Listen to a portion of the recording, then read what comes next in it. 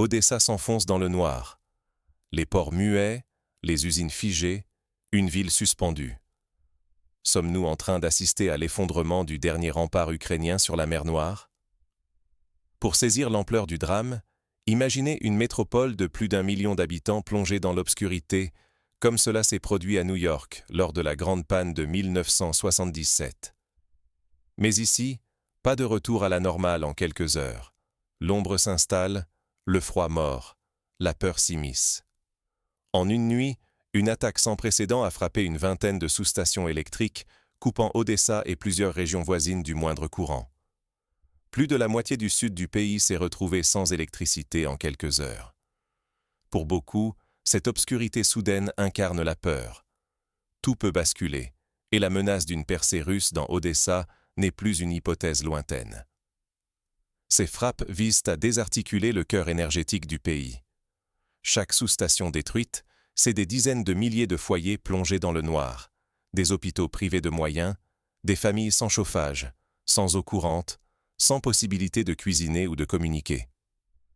Imaginez Paris ou Berlin soudainement privés d'électricité en plein hiver.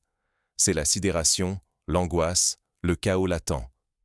La Russie ne cible plus seulement le front.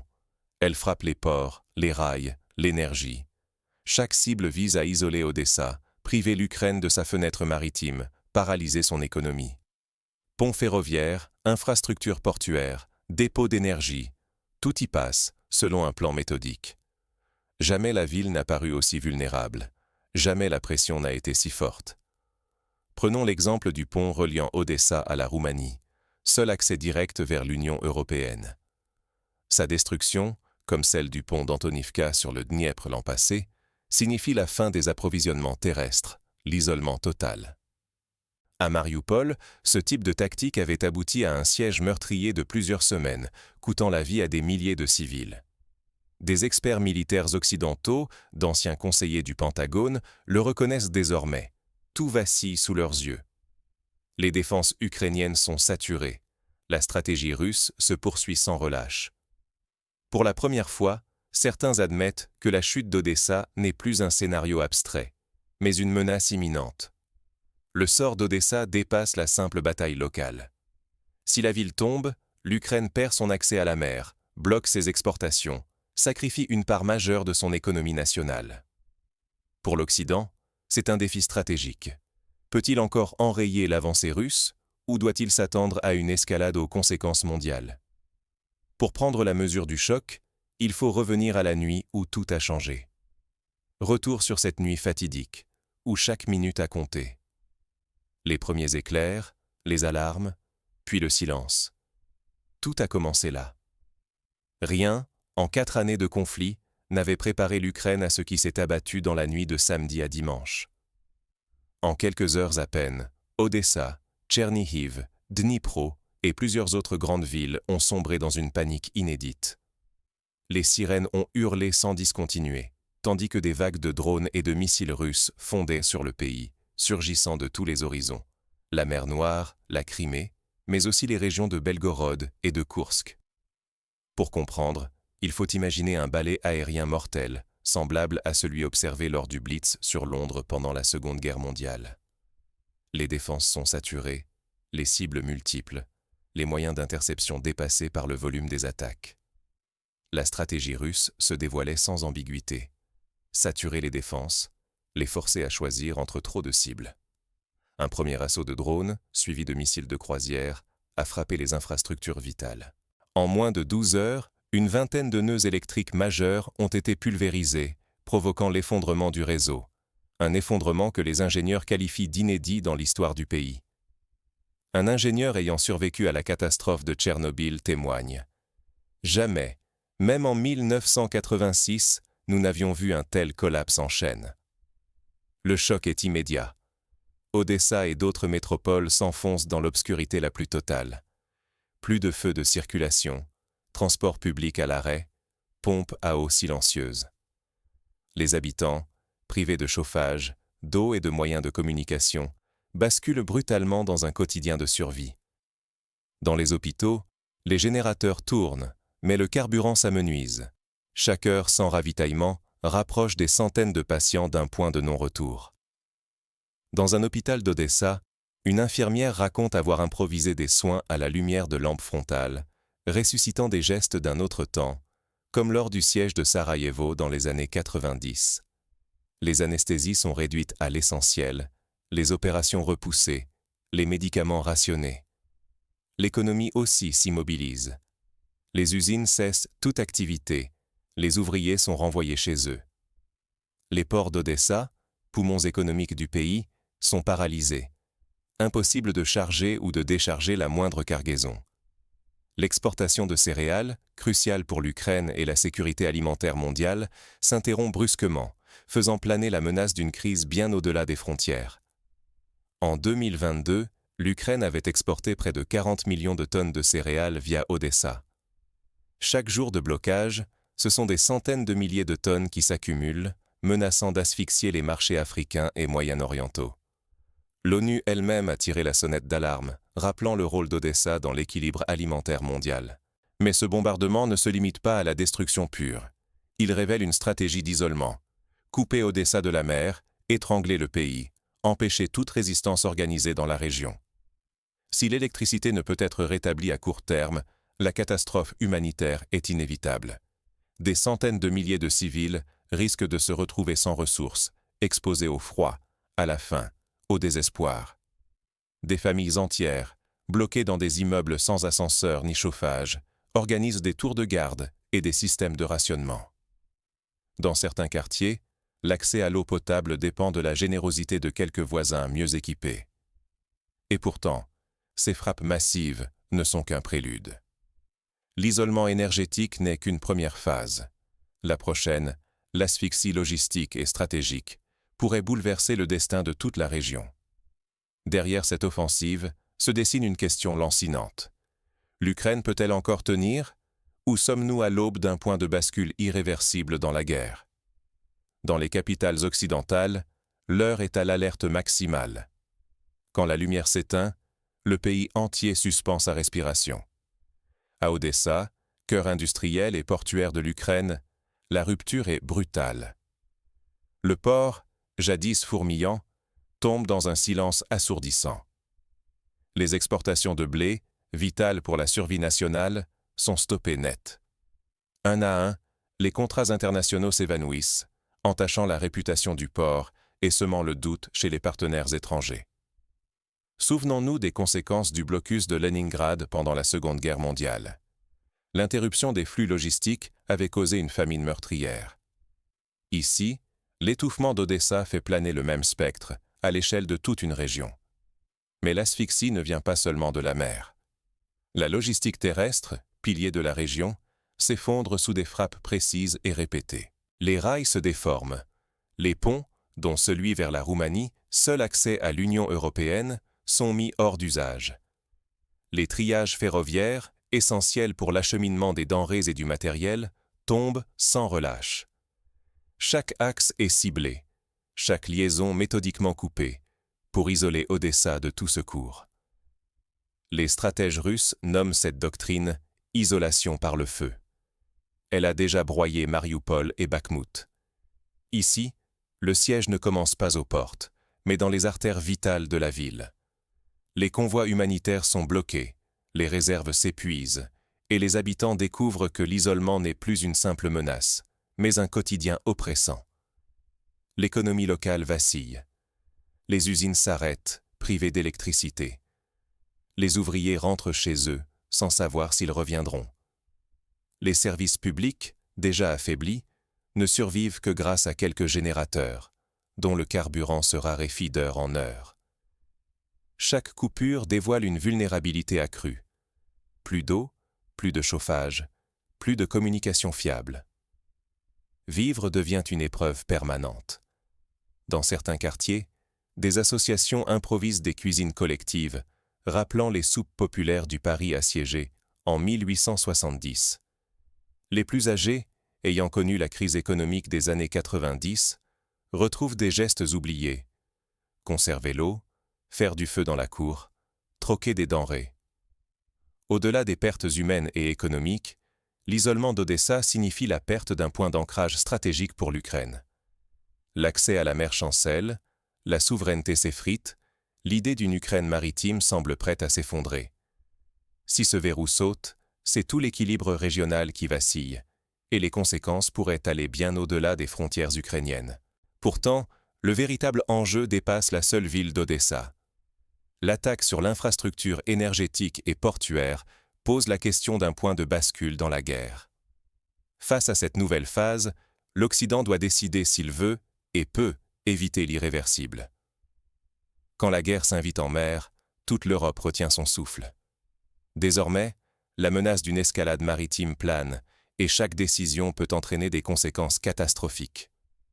La Grande-Bretagne a franchi un cap. Elle fournit activement des renseignements qui permettent aux forces ukrainiennes de viser des tankers russes en mer Noire.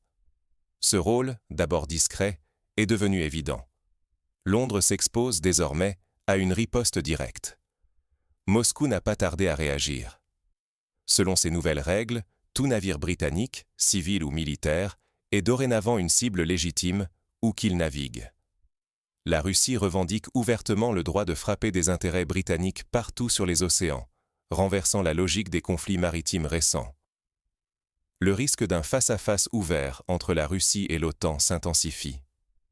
Deux issues se dessinent, toutes deux explosives. Une attaque réussie contre un navire britannique humilierait Londres, mais une riposte pourrait entraîner l'Alliance Atlantique dans une spirale irréversible. Dans chaque scénario, la menace d'une guerre généralisée devient tangible, et le fragile équilibre mondial vacille. Pour mieux comprendre, rappelons l'incident du golfe du Tonkin en 1974, qui avait entraîné l'escalade américaine au Vietnam. Ici, un incident maritime imprévu pourrait précipiter une réaction en chaîne incontrôlable, cette fois sur le continent européen. Le conflit hybride déborde désormais sur les mers. La stabilité du commerce énergétique européen est directement menacée.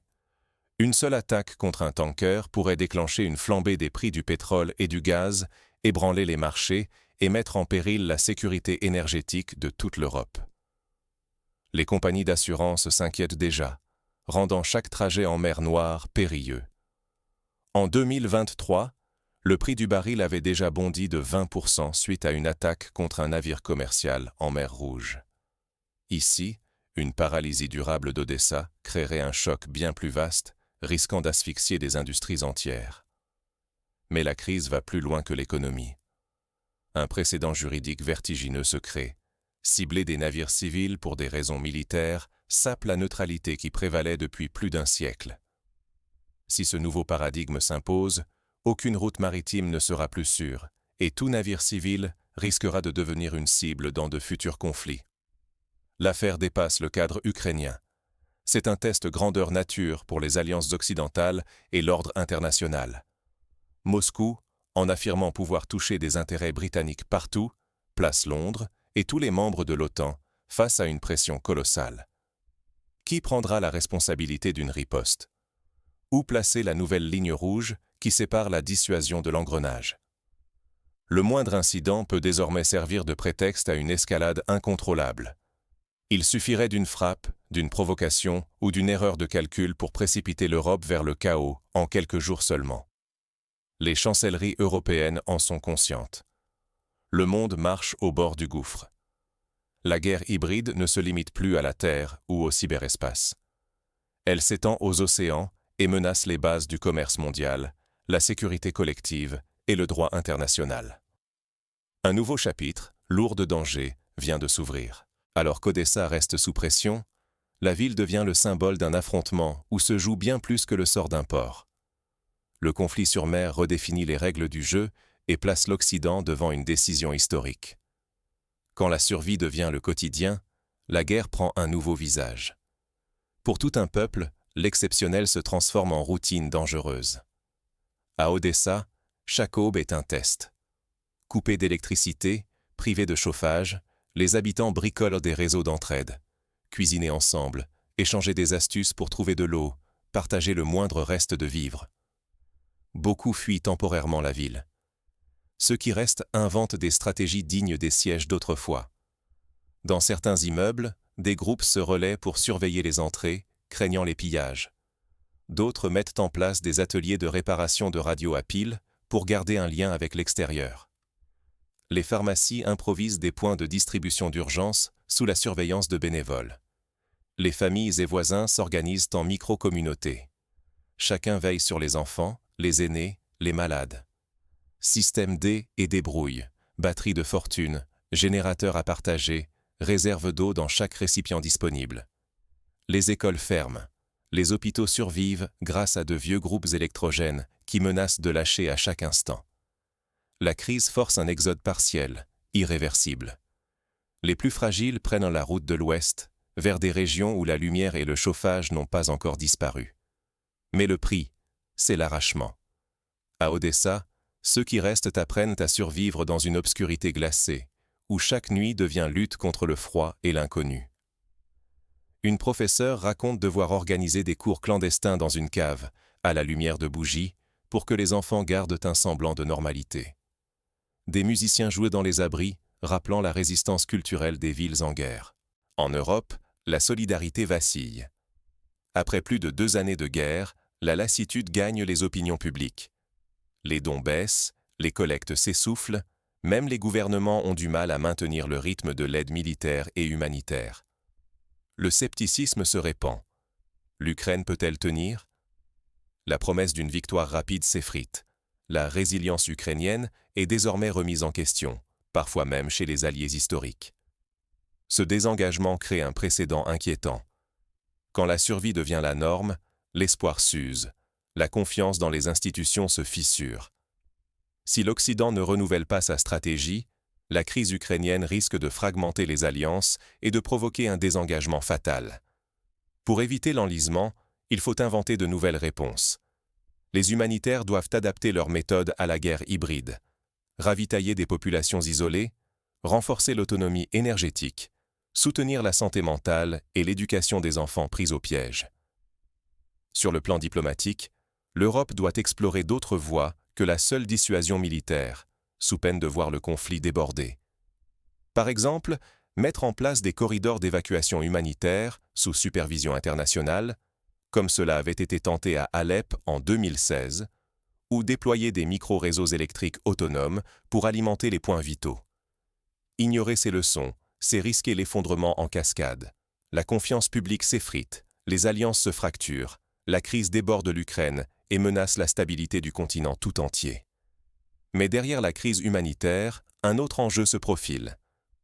Odessa, point névralgique entre terre et mer, cristallise le nouveau rapport de force régionale. La ville devient le symbole d'une bataille dont l'issue pourrait bouleverser l'avenir de l'Ukraine et l'équilibre européen. Ce qui se joue à Odessa n'est pas un simple épisode local. C'est le miroir précoce du monde de demain. Face à la ville plongée dans le noir, ses ports réduits au silence, il serait facile de détourner le regard et de croire que tout cela ne nous concerne pas. Mais fermer les yeux, c'est déjà céder du terrain. La guerre autour d'Odessa n'est plus une lutte classique pour le contrôle d'un territoire. Elle révèle des stratégies nouvelles et redoutables. Frapper l'énergie, paralyser les ports, menacer la navigation internationale. L'arsenal russe déborde désormais largement les armes conventionnelles. Désormais, la pression économique, le sabotage logistique et l'effondrement des règles maritimes deviennent des instruments d'agression. Laisser faire, c'est accepter que le droit international soit grignoté morceau par morceau. Ce qui se décide à Odessa ne s'arrête pas aux côtes de l'Ukraine. C'est la sécurité de toutes les routes maritimes qui vacillent, avec des conséquences sur nos approvisionnements, sur le prix de notre énergie, sur la force de nos alliances et finalement sur notre propre sécurité collective. Rester passif, c'est ouvrir la porte à la loi du plus fort. C'est accepter que le chaos qui frappe Odessa puisse s'étendre demain à d'autres rivages, d'autres ports, d'autres régions fragiles. Car si l'Ukraine peut être coupée de la mer aujourd'hui, qu'est-ce qui empêchera demain d'autres États vulnérables de subir le même sort? Il est urgent de repenser notre position. La guerre hybride qui se déploie à Odessa réécrit toutes les règles. Décourager l'agression, soutenir la résilience des territoires menacés et surtout ne plus jamais sous-estimer la portée stratégique de ces attaques. Voilà l'enjeu. L'histoire retiendra sans doute moins la date précise de l'attaque que notre capacité à réagir, à anticiper et à refuser l'indifférence. Détourner le regard aujourd'hui, c'est accepter un monde où le chantage énergétique et la terreur logistique deviennent des armes banales. Sommes-nous prêts à vivre dans un tel monde? La réponse à cette question ne viendra pas d'un seul pays, ni d'une alliance isolée. Elle exigera lucidité, courage et solidarité internationale. Ce qui s'est passé à Odessa est un signal d'alarme, et l'ignorer serait une faute lourde. Plus que jamais, il est temps de veiller, de réfléchir et d'agir. Car chaque heure perdue accroît le risque que ce désordre devienne la norme. Il est encore possible de changer le cours des choses. Pour y parvenir, il faudra s'inspirer des exemples du passé, comme la reconstruction de l'Europe après la Seconde Guerre mondiale ou l'établissement du pont aérien de Berlin. Des réponses collectives, innovantes, fermes. Ne restons pas spectateurs. L'heure est venue d'écrire, ensemble, la suite de l'histoire.